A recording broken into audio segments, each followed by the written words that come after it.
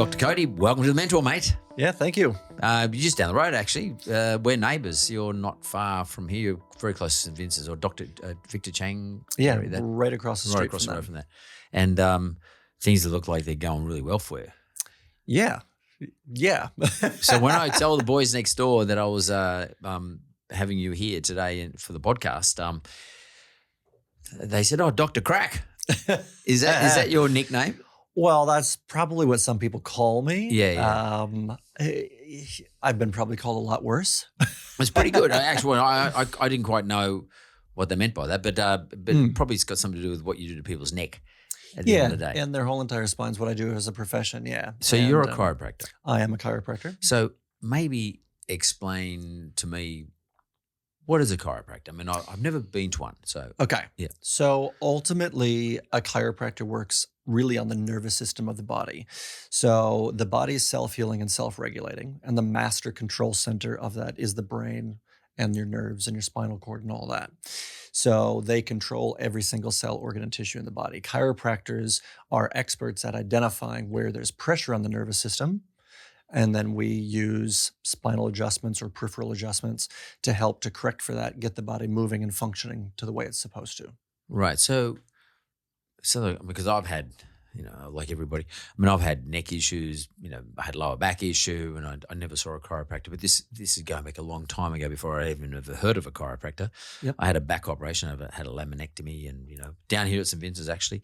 Okay. And my mate Timmy Steele did it, and going back that far, and he was only young then too, and but no one ever talked to me about chiropractors. Physio, yes, I heard that's how I go and see the physio, and the physio couldn't help. And then I went to an acupuncturist, and acupuncturist nothing happened. Then they just said, well, there's a pinch on the nerve, you've got to get it fixed. Does it happen before surgery? Does it happen after surgery? Or Well, ultimately, there's a time and a place for everything. Yep. And I see more my role as, this is potentially before surgery, but if it's not to the level, like there are some patients that come in and I look at their scans, their MRIs, and I just automatically go and see an orthopedic surgeon. Yep. Like that's well beyond my scope of practice. And I'm quite honest with them when I do that. Now, is every case a surgical case or could potentially be a surgical case? I don't know, maybe not. Things that aren't quite that severe don't really require that level of intervention. And that's where chiropractic is really good at looking at health and prevention rather than disease and surgery, which is ultimately what kind of surgery and medicine, they wait until there's a problem and then they help to correct for it, to fix it, or use medicine or surgery or whatever to help. Whereas chiropractic is better at keeping the body functioning to the best of its ability so you exude health and wellness. So we're kind of on the front end. And that makes sense. So that part of your body, to me, it's a bit scary, but that part of your body that connects your brain, the major center of your body, and it looks like to me it doesn't take much to fuck it up. You'd be surprised at how resilient the nervous system is. This is probably getting a little bit gruesome, but when we were in chiropractic school back home in the US, we're working on cadavers. And you have to identify every single structure in the body. You're dissecting away and you're kind of looking at all these structures. You'd be surprised the blood vessels are actually a little bit more fragile than the nerves are. The nerves are very tensile. They're very strong. You can stretch, you can move them. Think about the range of motion that you can put your body through. All the tissue of the body has to accommodate for that. And even though you'd think, you have to be really careful, you can take a hell of a lot of trauma before significant damage is done to your body.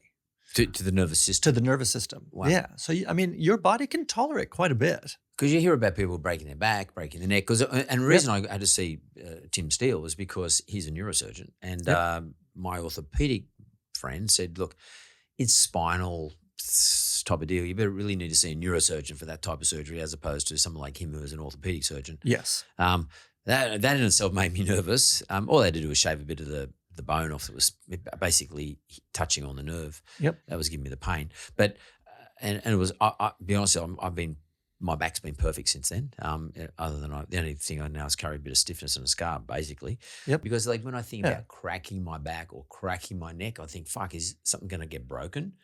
You know, is he going to break something on me? Or like, because when I hear, I've seen some of your videos, like these cracks, like I'm waiting for it, and when it cracks, oh my god, like on TikTok, like it's sort of like I can sort of feel the vibration coming off the phone, off my device. Yeah, I mean, it's no different if you were to just pull your finger a little bit. Yep. So you open that up, it creates a little joint separation that creates a vacuum within that joint capsule, and that's what releases. You have to keep in mind too, and in the spine, there are a lot of joints in the spine.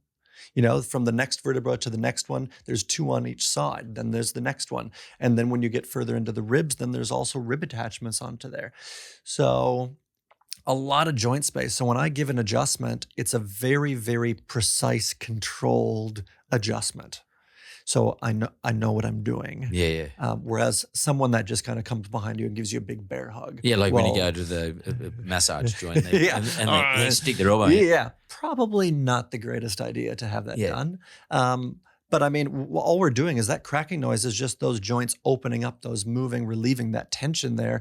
And it's that gas that's inside that joint that diffuses to the surrounding tissue. And that's what creates that cracking or popping noise. So how does it give me relief from whatever I'm feeling? So it's more the joint moving properly now. So then once it moves, it opens up and it frees up that space, which will then allow that nerve that exits next to that to not have that pressure onto it. And you'd be surprised, like a lot of times I'll do before and after tests. So I'll do muscle tests, I'll do orthopedic tests, I'll do neurologic tests.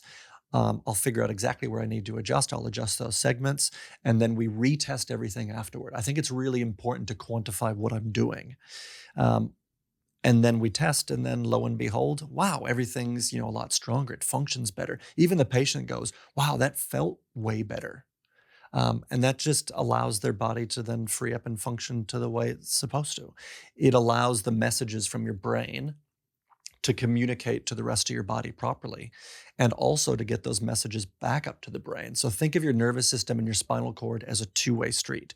So not only are you sending messages from the brain to the body, but you also have to get messages from the body to the brain to analyze. So we want to create that two-way highway as best as we can. So let's say I theoretically come down to see you, I make an appointment with Dr. Cody. What's the process? How's it work? So the first thing is we have a long consult. So we'll sit there and chat about, your health history, what's going on, what kind of maybe previous accidents and injuries, in your case, surgeries as well that we would look at. If you did bring with you like x-rays or MRIs, that's great. That's a good starting point. I don't necessarily recommend that everyone goes out and gets x-rays or an MRI or that. It has to be clinically relevant to be able to do that. So what we do is then we go through quite a thorough examination where I'm checking, your posture, then your ranges of motion. Then we check muscle tests. We check reflexes, dermatome sensitivities. We check orthopedic tests. We do neurologic tests. I check everything possible to give me as clear of a clinical picture as possible.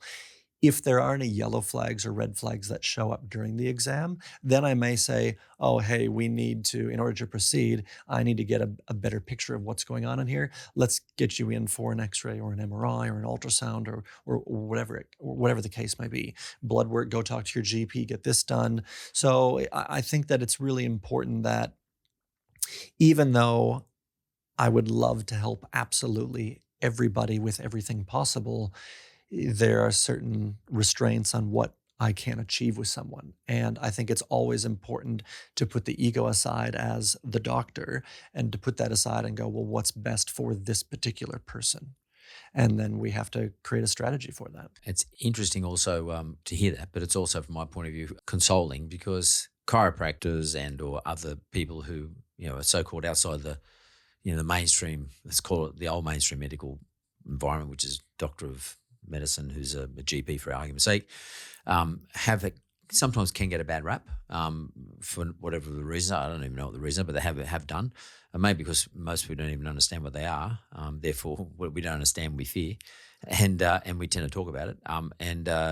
But on the flip side, I know plenty of people who have got their favourite chiropractor and they'll swear by those individuals. Yeah. And like if you say, I've got a sore back or sore neck, mate, I've got a chiropractor. You should go and see this guy. Yeah. I'm serious. I mean, I've so as many long times as I'm the guy, I mean, that's all that well, matters. I think you're going to be closer when I look at the number of people who are following you. But who are we talking about now, your clients? I mean, where are your clients coming from? I mean, geographically. You know, the old school way of thinking is to really target a very small radius around where your practice is and try to get as many of those people as possible. It's pretty much anyone with a spine is who my patients are. I've got patients coming from 4 or 5 hours. Like the other day I had some people come from Canberra to see me. And I even sat them down. I was like, I'm very humbled that you want to come in and see me, but there's probably 1,000 chiropractors between you and me. Why are you coming here? And they just said, well, listen, ultimately, we've tried a few of them around us. I'm not really satisfied with the results. So I think his wife had come across me on Instagram or TikTok or whatever it was, and they were just like, you're the guy we wanted to see. That Instagram TikTok thing is, to me, is fascinating because not many people in your profession go, not just in chiropractor, but just generally in a medical, go on those mediums. Why did you decide to go on?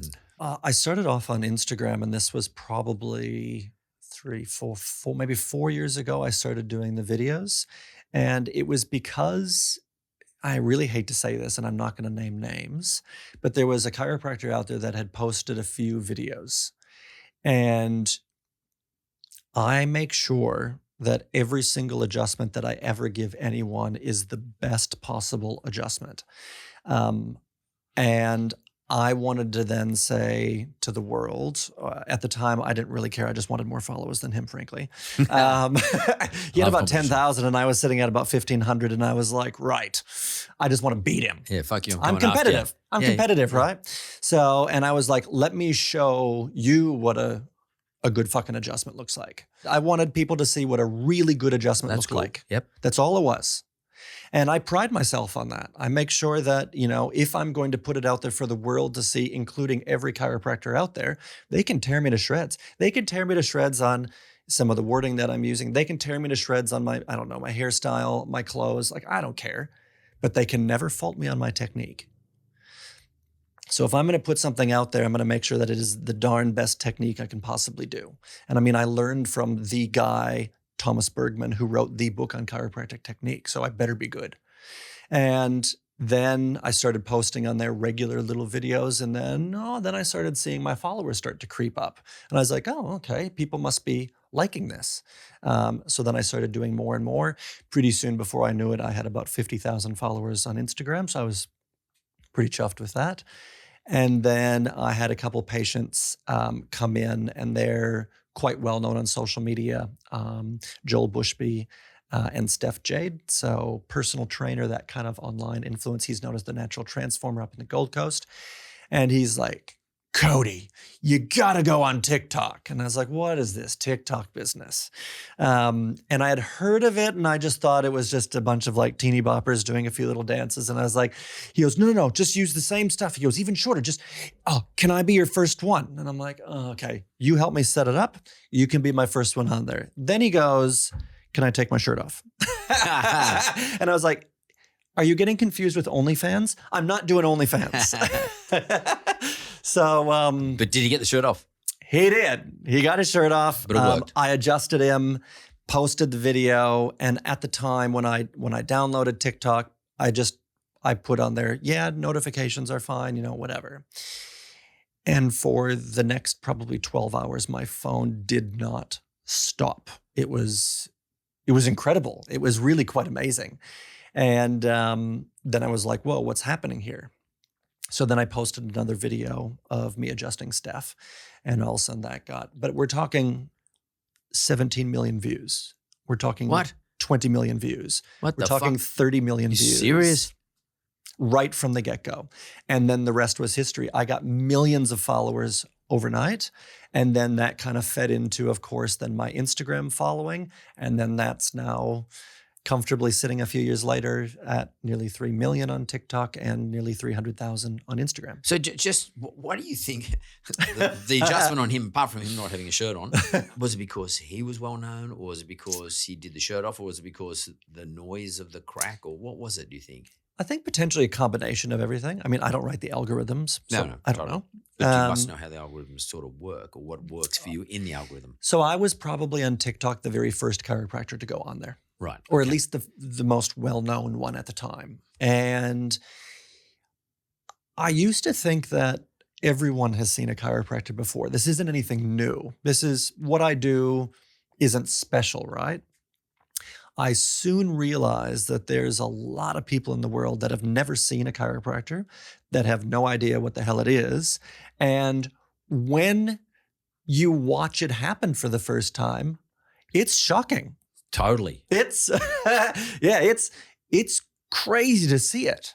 And then I realized and hear it. And but that's what I wanted to share with everyone is that, but also then the reaction. And I think people instantly could see the smile on their faces or the F-bombs that are dropped or my reaction to it. People really felt like they were a part of it. And it's genuine. Like I'm not telling my patients how to react or what to do. It is genuine. When I saw it this morning, because I'm one of those people, I've never been to a chiropractor. I've never really known. I sort of knew they did adjustments about it, but I've certainly never heard the noise. I actually felt the vibration. I sort of felt as I could feel the vibration of the crack. Do you have to ask their permission? How does that work? Yeah, so I certainly ask all of my patients before I record. And I don't record everyone. Sometimes I'm just in the zone that day of just focusing on other things, and I don't even think about it. Sometimes, though, I know that there's particular patients that do probably crack a bit better than others. How do you know that? They've seen me before. Right, okay.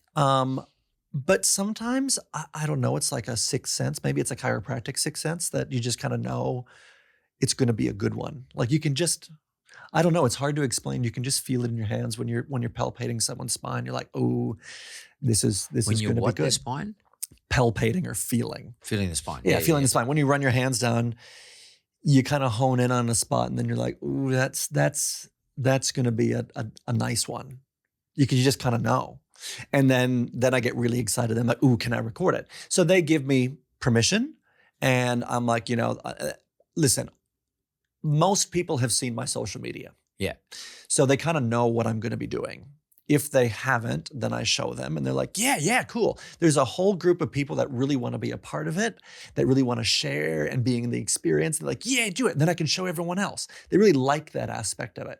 And then there's the polar opposite where sometimes I ask people and they're like, no, just flat out, no, I don't want to be recorded. And I'm like, oh, it's all good. They're like, I just like watching people get cracked. So they're the voyeurs of the group. It's sort of, it's a bit, you're right. It's a sort of a weird experience. I don't know whether I'd want to do it or not. Is there any danger in it? Certainly there's a risk with any kind of treatment that you're giving anyone, right? The risk of anything is very, very, very, very, very low. And that's been well documented. So what you don't see in those little 15, 30-second minute clips is that whole entire exam that I do beforehand. Right. And that's really important that you're so thorough there that it will catch any potential problems.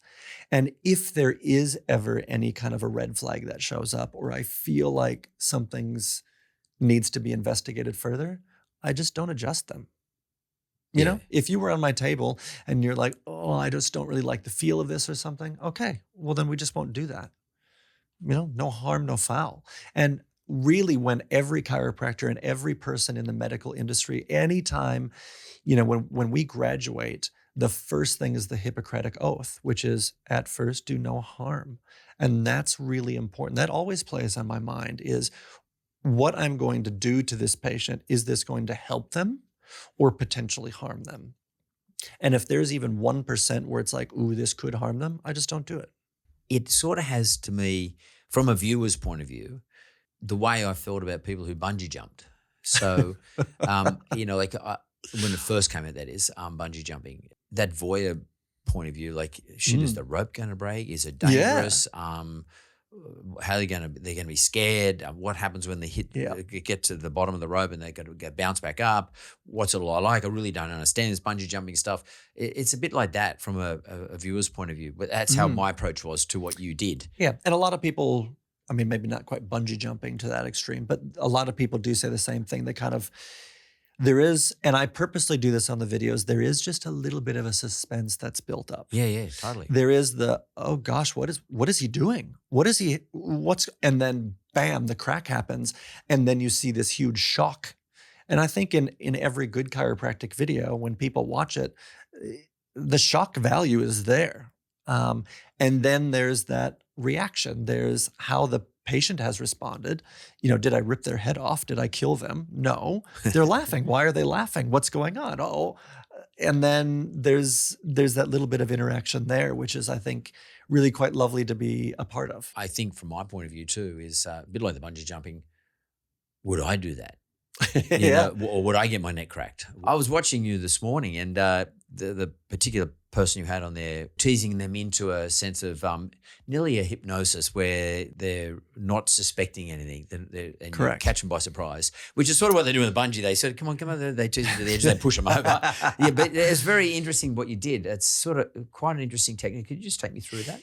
Yeah, so the reason why we do that is I need the body to be completely relaxed. It will give a much better adjustment. So then there's no resistance. If your body tightens up, if the muscles tighten up, and I need to use either a little bit more force, it can be quite uncomfortable for the patient. And it might actually be a bit uncomfortable even lingering after the adjustment. And that's, again, not what I want to do. And I've learned through the many years that I've been seeing patients now that I'll just wait. I'll wait for your body to tell me when it's ready. And I tend to use other techniques. I might tap on the side of their neck, or I'll tell them to wiggle their toes, or count backwards from 83 by sevens, or I'll do something to get their mind off of it. Sometimes I just get them chatting. And then as soon as I can feel their body relax, this is where I suppose the art of my profession comes in, is as soon as I can feel them relax, bam, I've got it. But I have to be ninja fast. Yeah. Every adjustment that I give is what's called a high velocity, low amplitude thrust. The high velocity, So low amplitude. very fast, but very slight and controlled. Right. So every adjustment has to fit that criteria that I give. And the faster I can be with it, the less chance that the body will react. Right. So it will give a really good solid adjustment that will hopefully then last longer. But if the body's fighting it and it's tight and it's pulling against it, well, it's just going to go right back to where it was. So you have to feel your way through the process, earn the relaxation and comfort of the patient. Yeah, and that comes, honestly, that comes with time. Yeah. I've seen hundreds of thousands of patients before. So, I graduated back in April of 2009, and I've been doing it ever since then. So 13 years and counting, I've adjusted a lot of people in my day.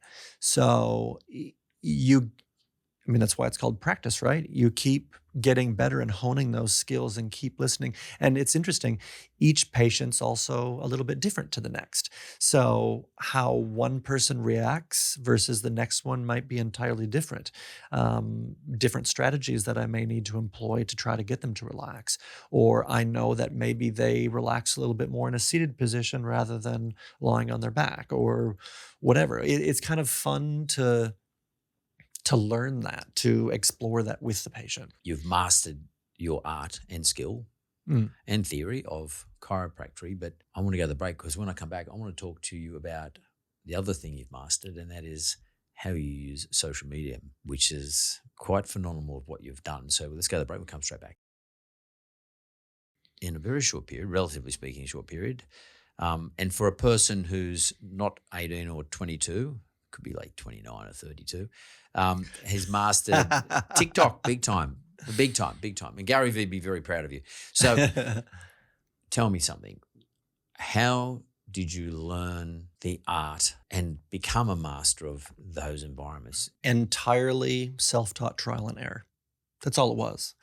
And this is what I tell everyone that comes like, oh, how did you start, right? And I was like, well, you have to start from somewhere, anywhere. I don't care what it is. Just try, put it out there, and then see what works and what doesn't work and hone your skills and change and adapt. I think that's really important to do. And that's kind of what happened. I think a lot of it was also very good timing on my part. There wasn't another chiropractor on the platform. They weren't showcasing what I do.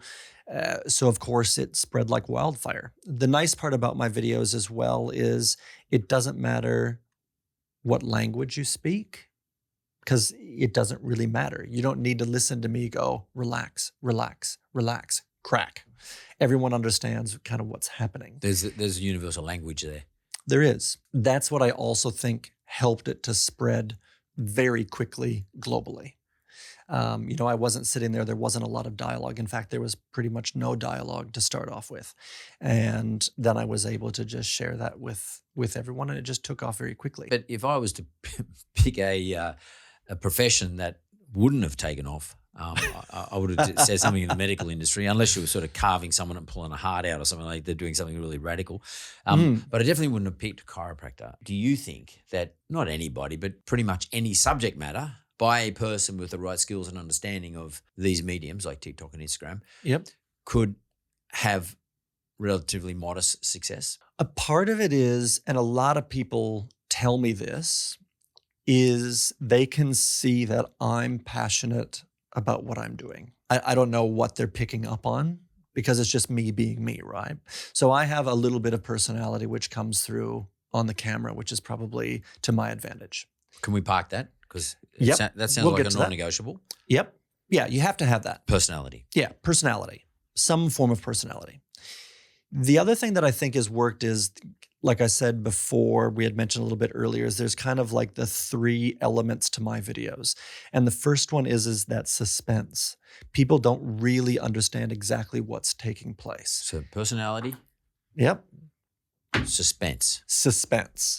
So there has to be some form of a very short buildup. In TikTok terms, this is 1 to 2 seconds. It's not long. You just want to capture their attention somehow. Is it mystery or suspense? It's suspense, I think. Yeah. Mystery is, we have to wait to the very end to find out what's happening. You're going to get that way faster in this case. So it's like, ooh, what's the buildup here? Then we get to that middle part, which is the shock moment. So you've got the suspense building up. Oh, what's happening here? Bam, shock.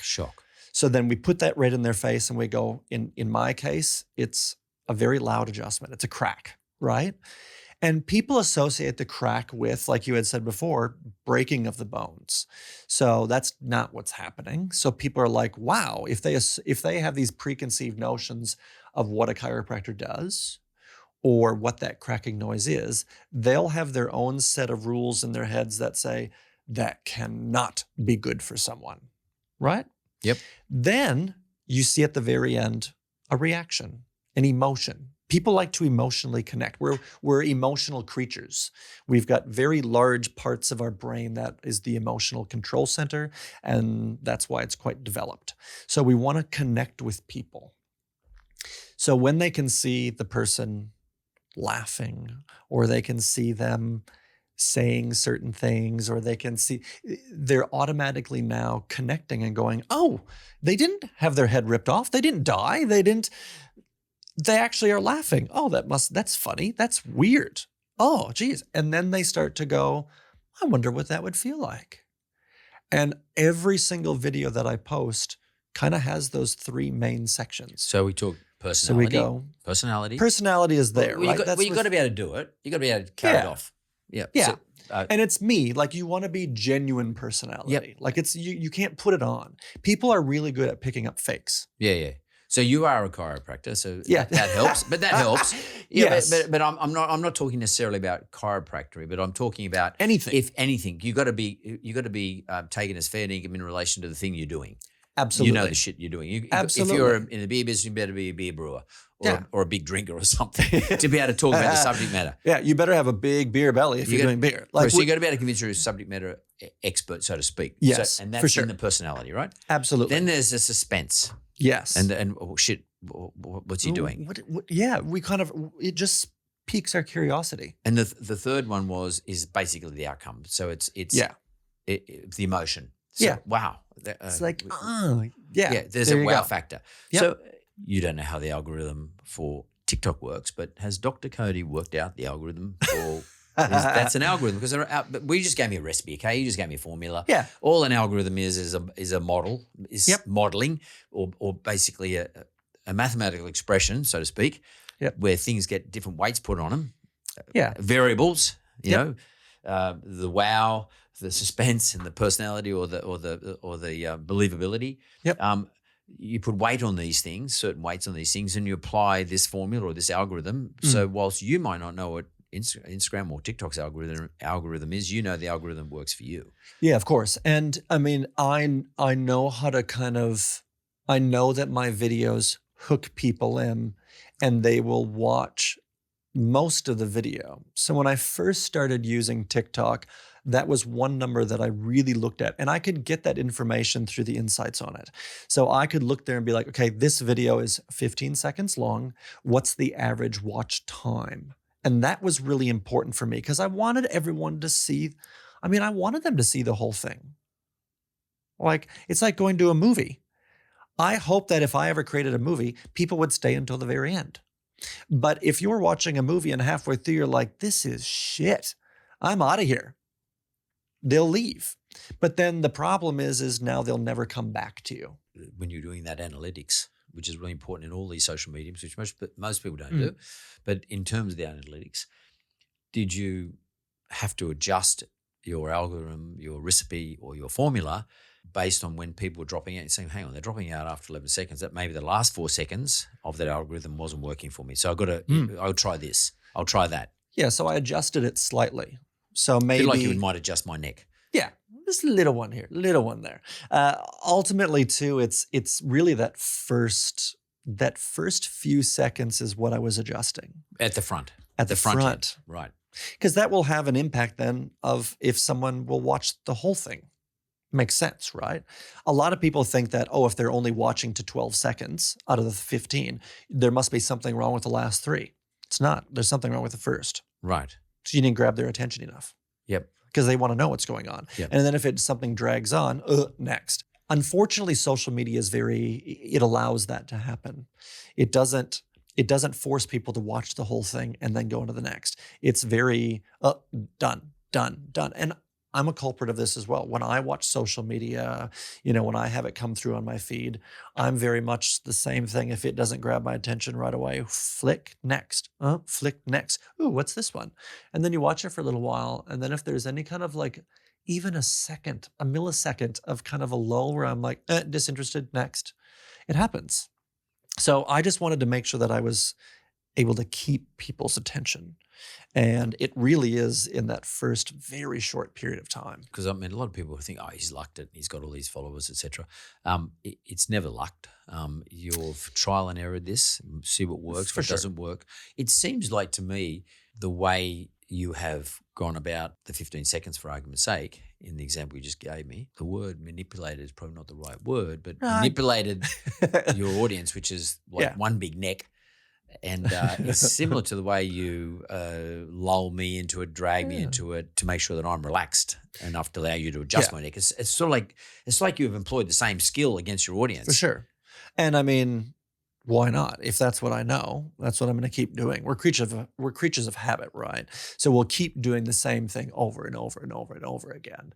And then if you need to fine tune it, you can, because that's just human nature is to do that. So what's the goal for Dr. Cody? I mean, you're going to go from being or stay doing what you do in a professional sense to perhaps becoming run masterclasses on social media.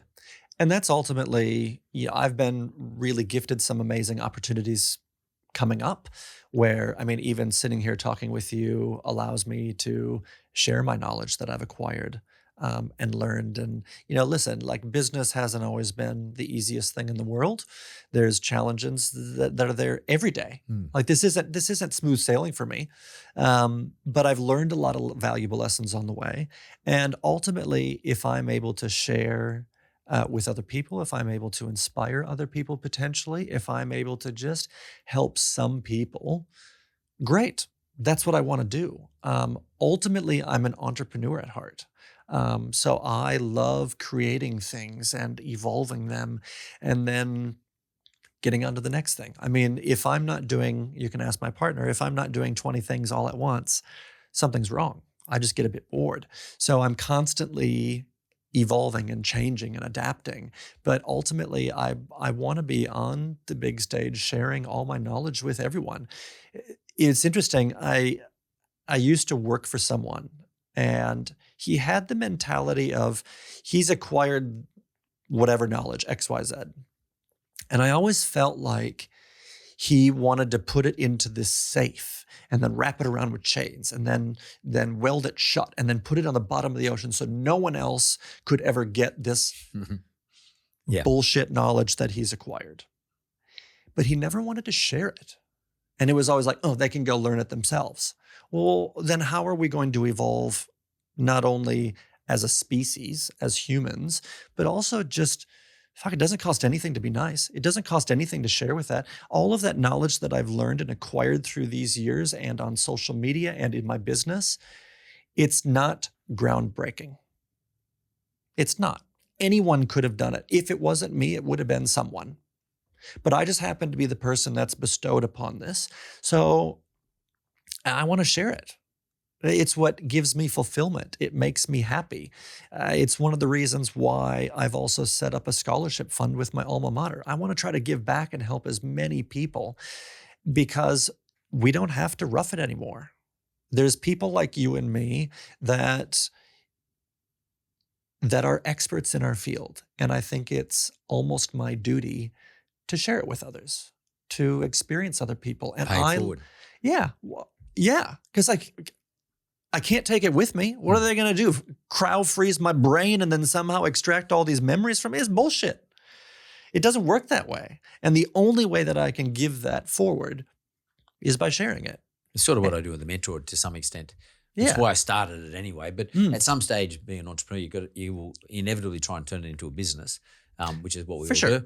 And I guess when I look at your chiropractic business, I mean, it's limited in that you might have 3 million people want to come and see, but you can only see so many people. Correct. And or employ so many people to see so many people. Correct. And it's limited in a mathematical sense. But you could make a lot of money. If it's not just about money, but you could turn over a lot of money by talking once to 1 million people or 2 million people, or whatever the number is. Absolutely. And would you think about, we talking about YouTube or what or standing on a stage or what's I your want to be idea? on stage. You want to be on stage, yeah. Yeah. I get it. I want that, like through COVID as well, there was a lot more kind of this, not one-on-one stuff. There was not this me in front of a bunch of people. It was in front of your computer screen. And I found that really quite challenging to connect with people. And I just prefer to be in person, on stage in front of a ton of people. I mean, in April, I'm going up to the Gold Coast to speak at Retail Fest, Retail Global 2022. And I did that last year, and then it got cut short because of an outbreak in Brisbane, so we had to come back early. But I really enjoyed the time that I did get to spend there. Now this year I get to actually give my proper whole 30 minutes to myself to share all this stuff with. And I feel like it gives me life. It gives me energy. I love that aspect of it. What is with us entrepreneurs? I'm sure everyone thinks we're show-offs and or they think we're attention seekers or whatever. Yeah. But we like to get up on, I'll say this, right? If I got to go and talk to an audience, I say, I don't feel like doing that. I don't want to do it. But the moment I get up there, something weird happens and I change and I sort of love doing it. Yeah.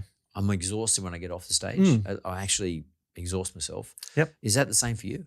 Like, do you really love the performance? And I don't mean in a theatrical sense. I don't mean that. Yep. I mean, the performance of sharing and giving and Yeah. watching the audience and what For are they sure. like? Yeah. And I like a lot of interaction as well. So I'm not going to stand up there and give death by PowerPoint. I just think that that's just not a Oh my great. God. Yeah. Yeah. Kills me. Yeah. When I've been on panel discussions before as well, I really like panel discussions because then you're bouncing ideas off of each other. As in Q&A, you mean? Like, Yeah, kind of that style. Interview style. Yeah, but then like if there's 4 of us that are on the panel, then we start feeding off of each other. Yeah, and I yeah. quite like that. And then I'm like, ooh, bank that one. I'm going to work on that next week. Yeah. So there's things like that I really like. But yeah, I'm not one just to stand here and be like, ooh, look at me, song and dance. I like more of the interaction, the kind of the tennis, the volley back and forth. I quite With like the that. audience as well. And do you enjoy looking for the response of the audience? In other words, shit, I'm boring them to death, or I've got Well, them, I've got them. Yeah. And I wish I had another half an hour because I'll just stay here and Yeah. just talk it through. Yeah. And it's not about the money either. I mean, you can make some money out of it. It pays a few bills, etc. But it's not going to make you rich or anything. But it's and it's not going to make your following any bigger. We've already got a massive following as it is. So, but it's about you get an opportunity to share that. I mean, that sharing thing is really bloody important. I mean, I look at Gary Vee all the time, Gary Vaynerchuk, and some people they either hate him or love him, right? And I happen to really like the guy, right? I've had him on my show. He's a good guy, but he's really super genuine. Like off air, away from the microphone, when he's not trying to teach, he's just a natural teacher. He's a born teacher. He's a really quiet guy, really quiet. You know, I saw you outside. You're really just a guy hanging out. But the moment you're in front of the microphone in front of me, you're not performing, but you're energized and you're sharing. Yeah, I'm switched on. Yeah. Is that something you had to learn to develop, or have you always had that? So interesting. Even at a very young age, I liked the lead role. You know, even when I was, growing up, when I was playing trumpet, I needed to be the first chair, the first part. Even in sport, I wanted to be the best. And that's has kind of stuck with, even at a very young age. And luckily school came very easy for me. So, I was constantly praised, by teachers, by everyone in the community. I grew up in a really small town, but that was probably to my advantage because I felt like the whole community had my back. I was really supportive. And then when I got into high school as well, same kind of thing. And I was even in extracurricular speech, so competitive speech. As in debates? Yeah, kind of. Yep. There were different categories. And oh boy, I loved that. Public speaking does not scare me. In fact, I actually really quite liked it and I excelled at it. So of course, anything that just kind of naturally came to me, I really quite enjoyed. And, then when I got to university, then I started going down kind of the chiropractic field. So then all of that stuff kind of got pushed to the wayside a little bit. But, I still have it in me. I still like to do that. I still like to lead. I still like to share with everyone. I like to be very good at everything that I do. So I think that even at a very young age, I was certainly, maybe I wasn't born with it, but certainly I loved doing it. And I think that that's also important, that's another one of my passions, right? Is being able to share and being able to explore with getting on stage and doing these different things. So, I'm getting at that a couple of different themes though. And I just wanted to know where the weight sits. You said sharing, that's something you've always loved to do. 2, a natural teacher. And the third one is pay forward as a result of how lucky you've been. Yeah. Paying forward out of gratitude. For sure. Where's the weight sit mostly out of those 3 things? Certainly at this point in my career, I think that for me, sharing and probably teaching are synonymous with each other because I feel that sharing also teaches people. I think that maybe further on in my career, if I'm doing less practice, less practical stuff in the clinic, I would probably end up doing more teaching in potentially a classroom setting. Or one of the things I really want to create is my own academy where I get to hone the skills of chiropractors, of people that do manual and manipulative therapy. So I want to go, because I mean, I get messages all the time from other chiropractors or be like, wow, I can't, your adjustments are so good. They're so crisp and clean, and your side posture adjustments. And I was like, I don't know any different. That's just how I do it. But they can look at that and go, wow, you're the king at that. And I was like, okay, right. Well, how do I teach people this? And eventually I think that I'll probably be doing a little bit more travel and teaching as many of those chiropractors, physios, osteos, whoever's in kind of that realm, how to do what I do, and do it well. So I think that later, that teaching part, the gratitude, I mean, there's never a day that, like, I even sit there sometimes and just sit in clinic, or a patient will book in, or if I haven't seen a patient in a while, then all of a sudden they come in, I'm so thankful for that. And I even just put it out there into the universe, just thank you. I've been given this grand opportunity. My business is very successful. And I'm thankful for that. And, whatever powers may be in the works that have helped to get to that point, I'm thankful. I'm thankful for all the lessons that I learned along the way and all the people that have helped me. I haven't done this alone. Sure, I've done the social media stuff, but hey, if it wasn't for Joel and Steph to come on board and say, you need to do this, okay, great. So I'm very thankful for them to give me that opportunity. I think a lot of times too, as an entrepreneur, is you need to recognize the opportunity in front of your face, and it's up to you to decide whether to partake in it or not. And I think too many times people are so focused on everything else going around them that they can't see what's right in front of their face. We talked about an algorithm before, but I think you just actually underlined some very interesting things about how to be successful as an entrepreneur, irrespective of your skill base. The best describes a lot of the things you said in terms of sharing and teaching is about generosity, because, a good teacher is a generous person. They're generous with their knowledge. For sure. Then these are soft skills. They're not things you learn at university. Yep. They're not things you learn on the job either. They're just things that we have. So soft skills. So generosity to me I'd underline that. And gratitude, and clearly hard work. I mean, like the ability to put in. Yeah. But those three things seem to me to be three of the factors that have probably led to your unbelievable success. Yeah. Fair? Yeah.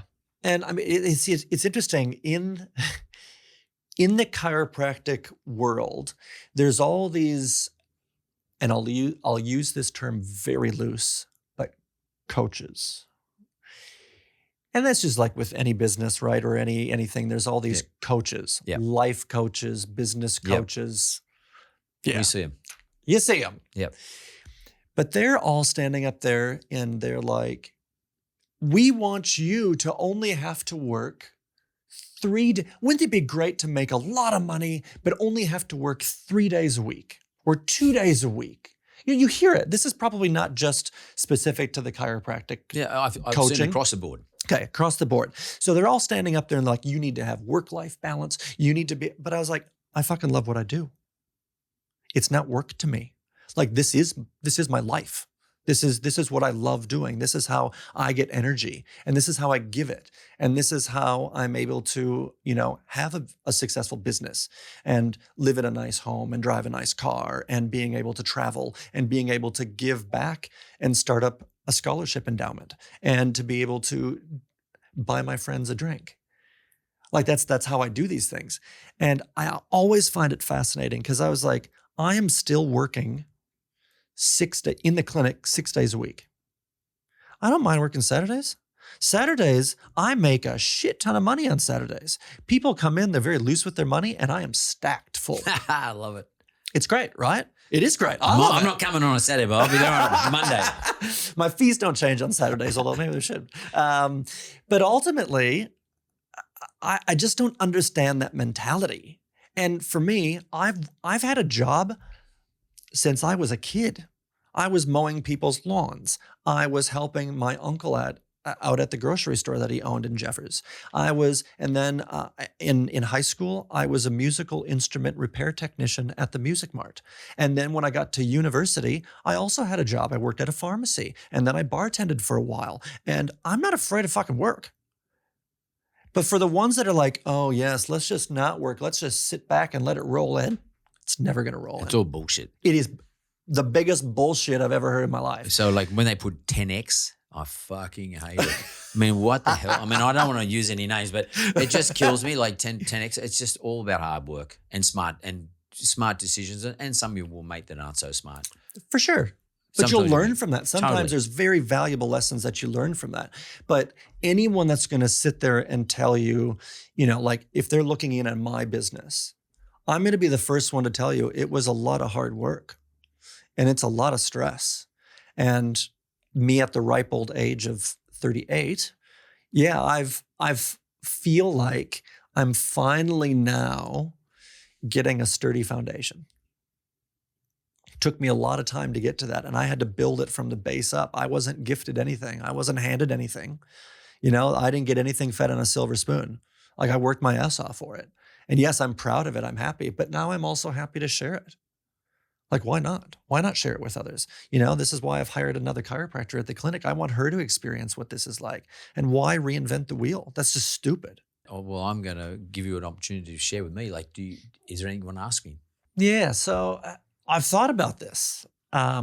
What do you ask the mentor himself? And a lot of times in business, I'm a bit of a risk taker, a calculated risk taker.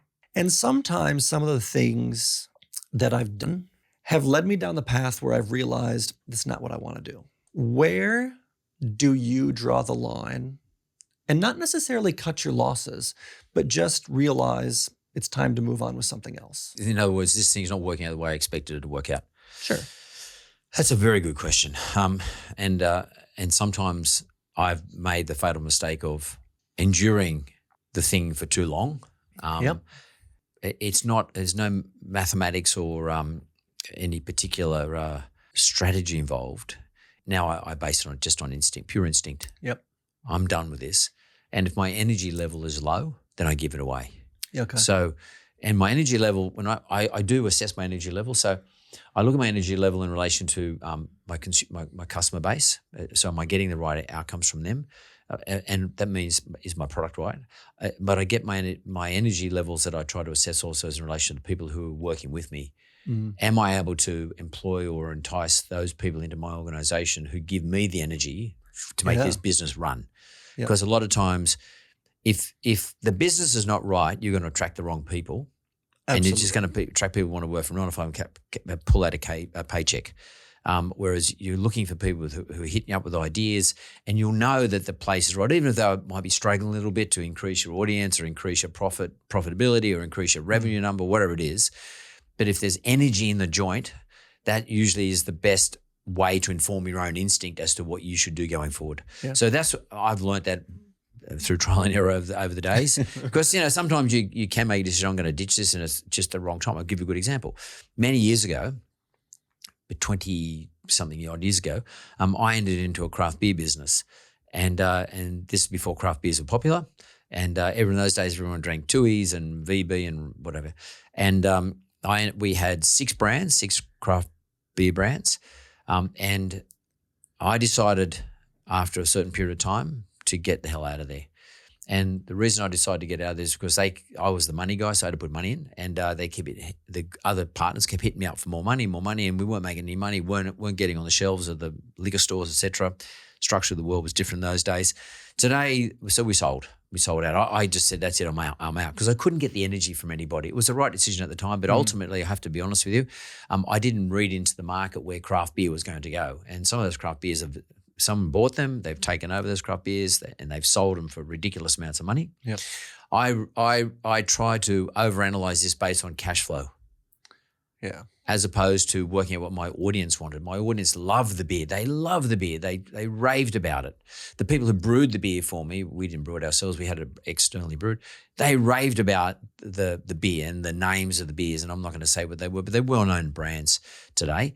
And the people who worked at the brewery, they love brewing our beer as opposed to having to just, turn out other brands, stacks and stacks. They just did millions of cartons of the same thing, and they've been doing it for 20 years. I didn't feel that energy, but just my partners, I felt as though I got emotional about it. I felt my partners were sucking all my cash out, and it was unfair as opposed to me reading the market properly. And that is gauging the energy of the thing that I was producing and the people who were working around me. And that was a time I made a wrong decision. If I'd have hung in there 3 or 4 more years, 5 more years, I would have owned some of the biggest craft beer names in the country. And so I got out too early on that occasion. Other times I've stayed in things for too long too. So I am often thinking about this very question. I never think it's trying to retire. That's not my thing. I mean, I'm a lot older than you. It's just not on my agenda. I don't give a fuck. I mean, I'll work to the day I die as far as I'm concerned, because this is what I love doing. Absolutely. But now I absolutely live off the energy of the people that are around me. And to be frank with you, I find having younger people in my environment is much better. And I'm not trying to be ageist, but a lot of people who've been around for a long time in business, and I'm not talking your age, I'm talking older than you, tend to be just parking themselves in a parking spot and occupying the space and maybe paying their mortgage off or whatever it is. They're not as energized. I look for people in my businesses who are younger and full of, like real force and energy. Yep. And that keeps me alive, keeps me backing up. Yep. But it's a difficult one to do, but you really must understand the energy that's around you. Yeah. Yeah, it's interesting that you did, that you were into kind of craft beer, because I also was one of the 3 founding people of Jiva Kombucha. Okay, the kombuchas, yeah. I made it. Like that was, we were all equal partners going into it, and I loved it. I loved the kombucha that I was making. Scobies, I mean, it was a very interesting fermentation process, and we grew and grew and grew. And then it got to the point where it was really energy depleting. Yeah. It just felt like everything was just sucking the life out of me, because I would do that as soon as I finished work in the evening. I would drive to where we were fermenting it, and then to bottle it that night for all the orders that were coming through. And then I kind of had to time everything right, because it's a fermentation process. And then so I would hop in the car and I'd drive over, and then I would, that was at 7 p.m. And then I would end up bottling until 2 a.m. And then I would hop back in the car, drive home, try to get a few hours of sleep, and wake up. And then I had to take care of patients throughout the day. And then it would do that cycle. And eventually I just found that it was just, so after a year, I talked with one of the business partners, and I just said, I absolutely love you. I think that this has been a great experience, and I'm so proud of what we've created. I just can't keep doing this anymore. I'm not only am I suffering in my sleep, I'm not happy producing this anymore. And I'm then also behind the 8 ball when I'm trying to treat patients. And I just need to focus on what I'm good at and what I know. And that's chiropractic. And that's what I'm going to focus on. And what you can control. Yeah. Yeah, because with other partners, you can't control all the outcomes. Yeah. And listen, Probably great experience, and it's still there. And it's wildly successful. And, it got to where it is. But I think I definitely bowed out at the right time. And it was the same kind of thing. I think it was instinctual, but so many people, I think, just keep trying to pound that square peg into a round hole, and they just force it and force it and force it. And then at the end of the day, there's nothing left of it because it's gone down the shitter, but so have their lives. It's drug, and it's sucked all of their energy out of them. And that was one kind of very similar situation where it was the same kind of thing. If I would have stuck with it to this point, sure, we would have all been laughing and made, healthy profits, but it would have come at a cost. And you wouldn't have been able to do what you did with your own business. Correct. Yeah. So I want to put all my energy and effort into what, really drives me, which is chiropractic and sharing and helping people. And now, who knows, getting on stage and helping out, talking to millions of people around the world. But I also I would love to crack every single spine on the planet, like that'd be amazing.